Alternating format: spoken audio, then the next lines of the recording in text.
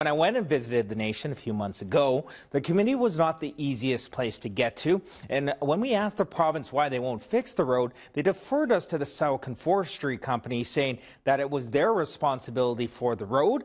But the company told us that they do not have a permit for that road. Then the province said that it's actually a non-status road, meaning no one is responsible. So with too many people involved with no action, the nation just decided to take the matter into their own hands. The traditional lands of the Ditidaht First Nation on the west coast of Vancouver Island are vast and far from any urban civilization.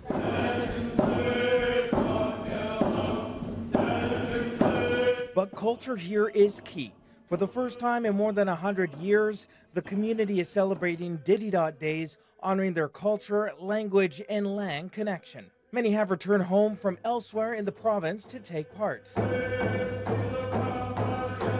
Something that was previously difficult, even impossible to do, because of the terrible condition of the only road in and out of the community. We don't want to wait until we have a fatality of a community member or a visitor here to do something about our road. I think that we need to be proactive and do something before something happens. And that's exactly what the nation decided to do. With no action for the province or private industry, they decided to pave the way themselves. Let's just do it.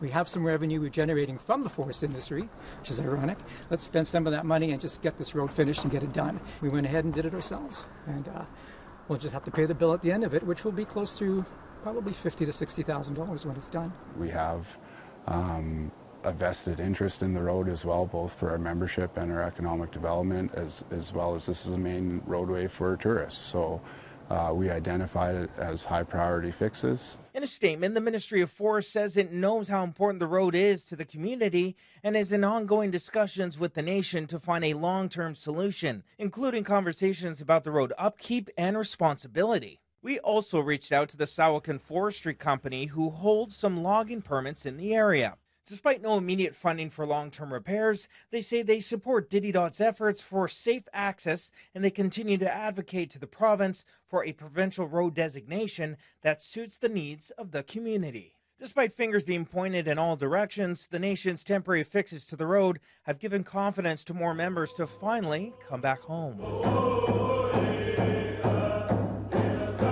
Elected Chief Judy Thomas hopes that will help mend more gaps than just those in the road. The gaps or the disconnect that we are trying to reconnect is people's identity, to understand who they are, what family they come from, what traditional village site that they come from.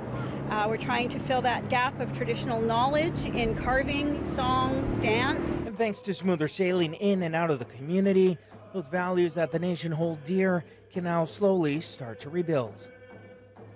So as you can see, compared to the last time I was there, it is better, but the nation wants a more permanent solution. Tomorrow for part 2 of this story, we'll pivot off the road and onto the water to learn about the nation's efforts to rebuild the Ditidaht Lake after 30 years of forestry devastation. Thanks to several grants, Ditidaht is chanting success on bringing back salmon into their lakes and rivers.